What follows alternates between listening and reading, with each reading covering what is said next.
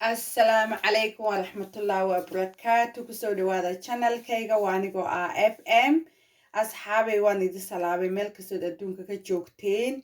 Haddaad igu cusub tahayna soo dhawow, haddaad asxaabdayda tahayna aad iyo aad baan idin salaamayaan idin soo dhaweynayaa.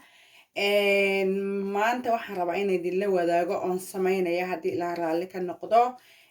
Mijaha yaryar adhiga waa kuwan saasay yihiin. waxa laga soo dhigayaa laba haaf saasaad u soo jebinaysaa iyo wixii aan kale ku daraayo. Marka halkan waxaan ku haystaa chickpeas. waa kaa chickpeaskaas weeyaan. xalay baan biyo ku radiyey, kadibna dabkan waxaan saaray saacad. qolof buu leeyahay sare diirka. markaa diirka waa kaas waan ka qaaday because ma fiicna diirka aad uma qurux badna. markaad dabka saartidna kor intuu ka furfurmaabo kor soo aadaa. markaa waa kaas waan ka fiiqay. halkan waxaan ku haystaa tamaandho oon shiiday iyo basal ayaan isku shiiday.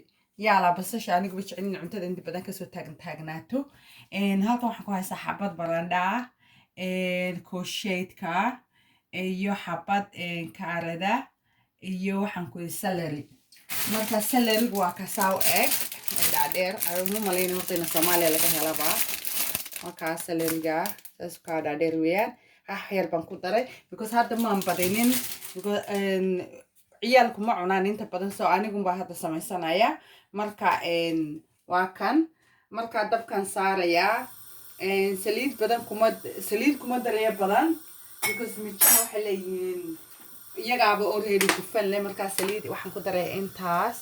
malqacadna way ka yar tahay si dabku ugu kullayso. mijahan yaryar siday faa'iidada u leeyihiin waxay la mid yihiin maxaan ku dhahay bahalkii baamiyihii aan soo geliyay hadda ka hor oo kale la mid yihiin. waxay u fiican yihiin meelaha lagu ka laablaabmaan. faytamiino badan bay leeyihiin, nafaqa ka buuxda. marka waa wax iska raqiis oon qaali aan ahayn. marka hadda waxaan ku darayaa yaanyadii iyadaas marka waxaan sugayaa yaanyadu intay ka shaaxidayso intaana wax kale ku darin. yaanyadu waxaan sugaya intay ka shaaxidayso taasaasay tahay maasha allah. marka hadda yaanyadii digsidan aan ku shubay waan yara shaaxidiyey. waa kaas u yara shaaxiday, biyihiina way ka yaraadeen. marka hadda waxaan kalen ku darayaa maxaan ku dhahay mijii baan ku dhex ridayaa.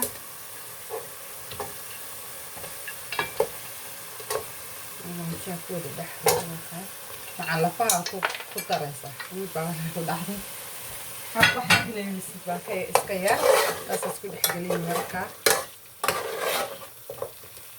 saas markay noqoto waa kaas. kadibna waxaan ku darayaa chickpeas baa kaas intaas saa ku darayaa. saas markaas ku wada dhex geliso. kadib waxaan rabaa inaan ku daro filfil. waa filfishii madoobeyd. markaas intaan leeg ma badna waxyar saas. waxaa kalen ku darayaa toontaas. macanta freshkan waad isticmaali kartaa. ani iyaala waxaan jeclay freshka intaan leeg badyadan ku daraysaa saas. waxaa kalen ku darayaa in yar oo sinjibiila. sinjibiilkana in yar waxba ahayn. sinjibiilka markaad cuntada ku darsid markaaba hore u bislaysa waa taa intaas ma ku badinayo. intaas markaan ku daro waxaa kalen ku darayaa basbaaska. waa ka qallalan oo kuma badinayo wax yar saas intaas.